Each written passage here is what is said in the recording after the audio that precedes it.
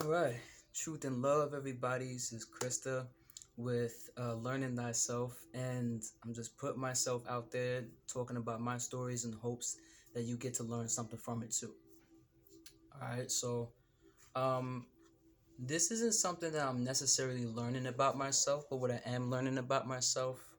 Actually, you know what? I'm always learning. So I guess this is part of it. But, I've always been that type of person to express myself, sometimes to be loud about it, sometimes I'm silent about it, you know what I'm saying? And when it comes to this particular topic, I have spoken up about it, but I haven't been as headstrong about it like I feel like I should have. um so this is a trigger warning. Okay, this is about sexual abuse and parenting, um and incest and just all of it. So if you are uncomfortable with that, or if you have any kids in the room, I mean, to be quite frankly, I think the kids and should be watching this with their parents. It's just my personal opinion, but I am just gonna put out the trigger warning for now. Um, this is an invite that I give to all of the parents out there, or guardians, anybody who's taking care of children that live under their roof or comes up under their roof very often. Okay, if you got one of those kids who feel like they can't talk to their parents, but you go to your best friend's house and you talk, with their mom, with their father, whatever. This is also for you. Okay. My question is, why are parents so afraid of asking their child if they've been molested or abused in any way, specifically when it comes to sexual abuse? All right, it's much easier to hide sexual abuse than it is to hide physical abuse. Um, but all abuse, obviously, I'm not trying to put one above the other. It's just the statistics are so fucking high. Um, get out of here. The statistics are so damn high when it comes to children specifically going through sexual abuse. 1 in 3 girls and 1 in 6 boys. What the fuck is that shit? Okay. Yes, when I talk, sometimes I sound a little bit aggressive. I'm not trying to be aggressive towards you. It's just my Jersey talk. You don't like it, you don't like it. You can keep moving. But this is serious. When you see your child act out, and you know that, or you believe in your heart that you're running a good home. You got both parents in the house. You got maybe some other siblings. You're giving them everything that this child needs. You see that they have potential in school, which is a whole nother subject. But you see they do great in everything that they do. And then all of a sudden you start to see their attitude change. Something in their life is declining. Their spirit is starting to lower. Their vibration is starting to lower. They're not saying too much to you. I'm not going to tell you what to do because I'm not even a parent myself, even though I've taken care of quite many kids growing up as a kid, okay? But I'm telling you from personal experience as someone who once was a kid, um, and I'm telling you from a perspective of which, the things that I'm asking you now are the things that I wish my parents had asked me, or that my guardians, or, the village of people that's supposed to help, I wish they asked me. You can't blame it on puberty. Puberty does not equate a child wanting to go set shit on fire.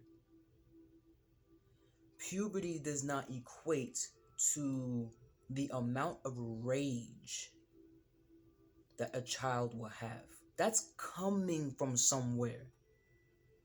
That is not all hormones. You cannot sit there and say, They're just going through puberty. Boys will just be boys. Oh, she's growing up. It's okay. They'll grow out of it. Every single time a child or a teen, a kid, a young adult slams the door, starts putting holes in their walls with their fists, hitting things, breaking things. That's them expressing themselves. And they're expressing themselves drastically and dramatically because they were not heard the first time. Now, you may be saying to yourself, well, I have a sit down with my kid all the time. And I've asked them this and I've asked them that, and, they didn't say anything to me. Everything seems normal. Well, okay, everything seems normal. But it's obviously not normal when they're acting out of character. What it means to hear a child, truly, what that child is trying to tell you, you are my mother. You are my father. You are supposed to intuitively pick up on my energy. And if you were to sit there and ask me if something's going on and I'm telling you no, you are automatically, you in your being, supposed to pick up that no actually means yes. Automatically, that brings me to a clip I saw I see this on TikTok sometimes where somebody will, a woman specifically will pretend to order a pizza, and it'll sound like out of their mouths they're ordering a pizza. But really what she's saying is, yes, I am in trouble. As the 911 operator sits there and says, ma'am, are you in trouble? You think that person with that man in that house is going to sit there and say, yeah, I'm in trouble? She's going to get got. And so when you're sexually abused and that happens specifically as a child, you are brought up to be shut down and quieted from your truth, because the abuser will never sit there and say, yeah, it's okay if you tell your mom we do this. Yeah, it's okay if you tell your father that we do this. There's no abuser out there that fucking does that. They don't want to get caught. So not only are they abusing the child sexually, but they're abusing their right to speak up, so that when the time comes for them to express their truths, they won't do it. Now, I get it. Take a breath here. Take a breath for a moment. Okay, it's a heavy subject. But I really felt it in my heart that I had to put this out here.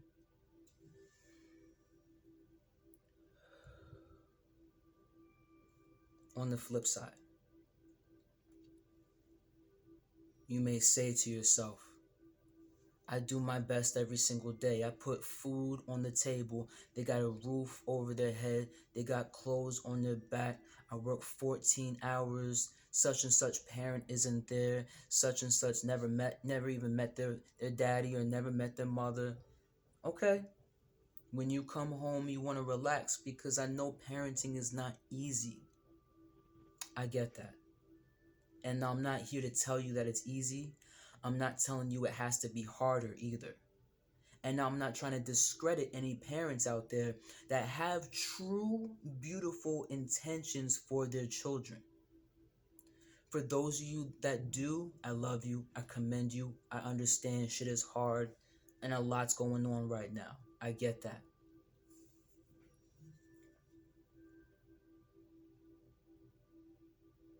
But there's certain sacrifices that you're going to have to make, and I understand. You're making sacrifices when it comes to your time. You don't want to work 14, 15 hours a day because you have to put extra food on the table. You don't want to work all that extra time and getting yelled at by your boss and taking care of customers and clients that don't give a fuck about you. I get that. I get it that you yourself wanting to be smash a motherfucker right in their face because you're tired of people's disrespect because they don't know your story. I get that. I know that you make a lot of sacrifices. But honestly speaking, there is a comfort zone when it comes to survival. I've said this many times in other videos. Survival has become from an instinct to a lifestyle. Maybe not everybody's meant to own their own business. That's okay. Maybe not everybody is meant to be a millionaire so that the food and the roof and the clothes can come easier. Everybody's story is different. I get that. But from my personal experience, I know that there was times where my mom would have to work 3 jobs because my dad would go missing. And all the things that happened to me, I couldn't even express it to her because she wasn't around in those times. And when she was around, this is key. When she was around, she was so tired and so exhausted, so frustrated, still having to think about flashbacks and stuff that was going on when she was brought up. Did her best to put all that shit to the side to put me and my brother at the forefront of her priorities. With living in survival mode so thick, her mind and her worries completely iced over and covered the power of her intuition. A mother's intuition should never be closed off. A mother's intuition should never be overpowered by the fears that are stuck in her mind. And the same thing with the father. My father, when he was around and he was doing okay, he didn't seem as wounded. His intuition was on fucking point. He would know when I was upset. He would know something. And then, this was later on, but, he would know something was going on. But at the end of the day, let me just put this into perspective for you. A child is not going to appreciate having a roof over their head when they're not fucking safe under it. A child is not going to appreciate food on the table when they feel unworthy of eating. When their stomach hurts because they don't know, their nerves are so fucked up because they don't know the next time they're going to get hurt. A child is not going to appreciate clothes on their back when somebody that you personally trust is taking it off of them. You really have to wake up to the reality. And unfortunately, a lot of us don't wake up to these realities because we are so caked in fear and survival mode that our God-given basics are no longer attuned to our children. And we're wondering why these kids are acting up. We're wondering why these kids are not listening to us because they don't respect us.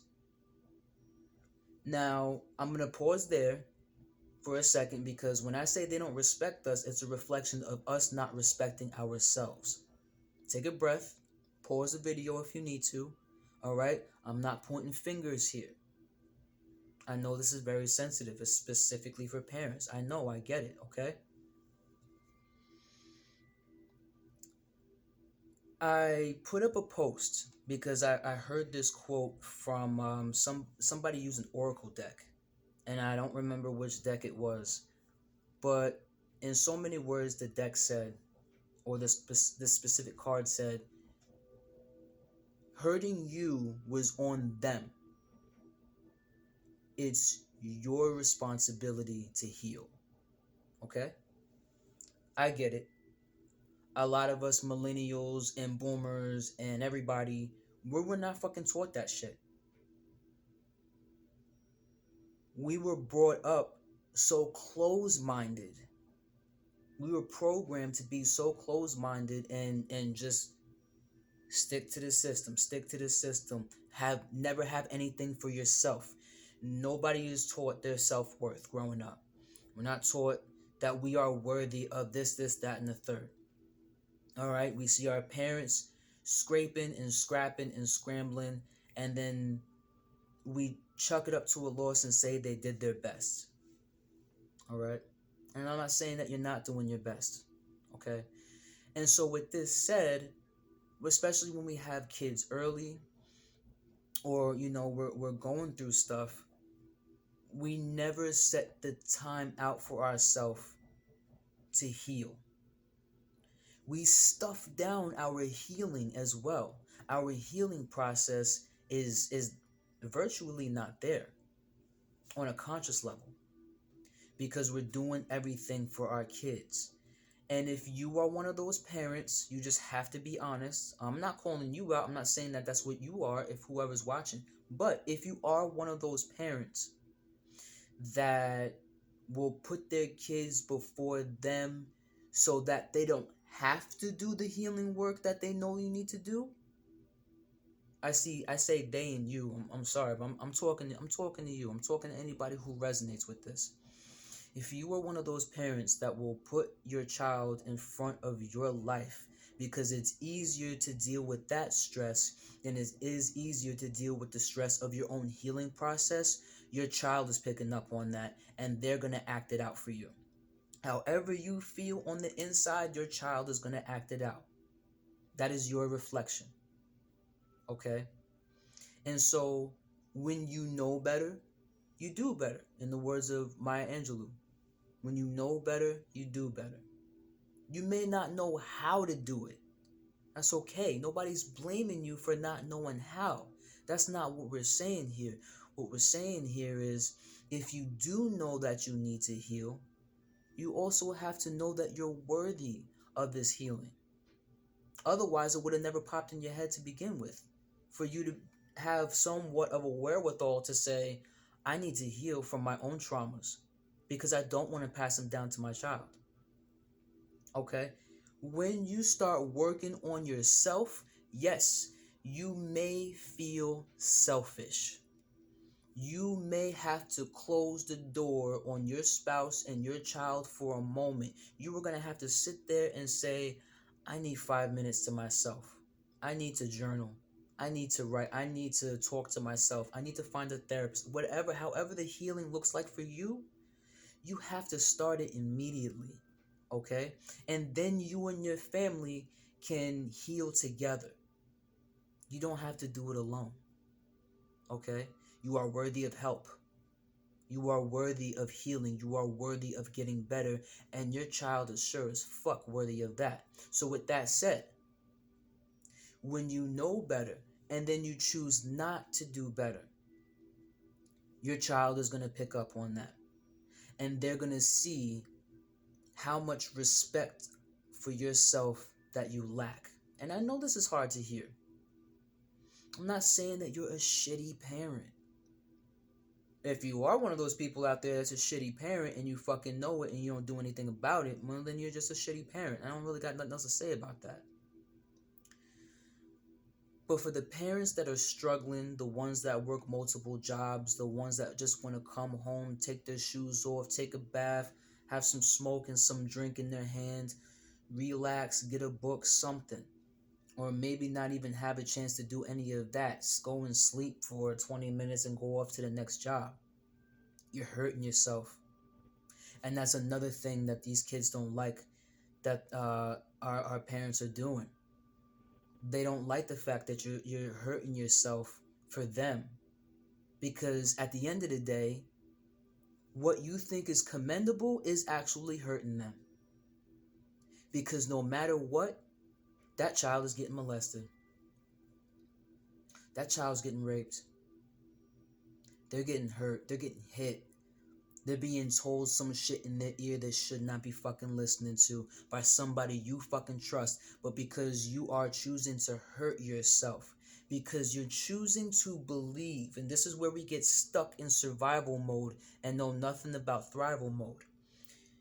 you are choosing to hurt yourself because you're saying, I don't know how to do it any other way. So this is an invite that I have for you. If you know better and you want to do better, but you don't know how, you first have to be honest with yourself and say, I'm worthy of my healing. And I don't know how this healing process is going to go, but I trust and believe that I'm so worthy of it that I'm going to be able to get through it. It's going to start however it starts, it's going to finish however it finishes. You have to be willing to sit there and say, I am willing to be selfish for a whole day. Babe, can you go take out the kids? Go take them to the park, take them out to eat, go take them somewhere, keep them busy. I'll peek my head for a moment just so that they know I'm not worried. But you have to understand, these kids are picking up on your hurt that you never fucking finished healing or never started healing. So not only do they have that weight on them, now they have the weight of voicelessness on them from their abusers. Now they have the weight of the experiences that they're having from being abused and feeling like now they're 100% alone when you got a whole ass family in the house. All these kids, they got such a weight on their shoulders and on their embodiments. We have to do something different. You cannot stay stuck in saying, I don't know, I don't know, I don't know. It's your job to figure it out. It's your job to find out. And yes, you need to be putting yourself first sometimes. How are you going to sit there and try to give somebody, how are you going to sit there and get an empty cup that you were not filling up yourself and give that empty cup to somebody else talking about I'm giving you a cup of love? There's nothing in it. You have nothing else left in that damn cup. And that child knows that. They see that.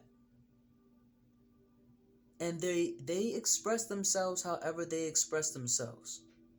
You can't be frustrated about. You can be frustrated all you want. But you can't stay in that frustration. For the sake of your soul, for the sake of the soul of your child, you can't stay in that frustration. You have to be willing to be okay with letting go of this struggle. You have to be willing to be okay that there are other avenues that are meant for you that does not have to look like the way it looks like for you now. You do not have to work 15 jobs just to make it. There's so many options out there. Okay? Give yourself some options. I've learned that from my brother. Give yourself some options. Because if you were abused yourself, they didn't give you no options. Your abuser didn't give you no options. And if they did give you options, they were scary. If you tell your mother, I'm doing this, I'm gonna kill you. If you don't, I'll take you out for ice cream. Whatever the options are, it's still scary. Those are the options that we're brought up on. Well, if you don't have a job, then you'll never make money. If you don't go to college, then you'll never get a good job. Like, this is all abusive. You have to be willing to accept your self-worth, because that is the generational wealth that we should be passing down to our children. Now, when that child is acting out, don't call him an asshole. Don't call him any fucking names. See that they're hurt. Learn to take more deep breaths. Learn to find more coping mechanisms besides a wine bottle. Okay? You have to be willing to listen to that child no matter how much it's gonna fucking hurt. And I know it's hard. For those of you out there who may be in survival mode and is saying that they're doing their best, I'm not saying you're not doing your best. I'm saying you're worthy of doing better and therefore having better. You are so much more worthy than you believe. Your child fucking sees that, and they see you going in the opposite direction. So now they feel like they cannot talk to you. Okay? Especially when it comes to sexual abuse. Okay, they're so quieted, they're threatened, they're terrified. And when you see them do drastic things, it's because something drastic has happened to them. Okay? And they don't want to go the same route as you. They don't want to put their feelings to the side and suck it up and not let anybody see them cry. They want their freedom. And if they see their parent giving up, they will love you unconditionally, knowing that you're doing your best. But that's not the same route that they're gonna go down. Okay, so I say this because this was weighing heavy on me. You know, I'm gonna say my ancestors, my spirit guides. They're like, you can't be afraid to put out these videos. I'll get a lot of shit for it, and it is what it is. But your kids is the ones getting the shit, so I don't really care. I'm speaking up for the children, specifically who have been through sexual abuse. I'm speaking up for the children who are getting abused every single day by people that they are supposed to fucking trust, that you are supposed to fucking trust, okay? Because there are still names that are flying around that, you know, people are praising and are not waking up to the fact that they are the abuser. If you have any inkling of who it may be, act accordingly. Don't pop a cap in nobody's ass, okay? Don't stab nobody, don't fucking hurt nobody. Get your facts straight. Get your shit together. But listen to what your child has to say. If they say no, ask them again later. Okay? That's all I have. Alright, I love you guys very much. And if you have any questions, let me know. Hit me up. learningthyself@gmail.com. You can hit me up there. You can drop a comment here. Please like, share, and subscribe if you think this video is going to help somebody, because I really want somebody out there or multiple people out there to start changing the way they do things so that their child can just have a better life. These kids are going through a rough one. These kids nowadays specifically are going through a really rough time. All right? Show some love to them. Show some love to yourself. Okay? I love you. Peace.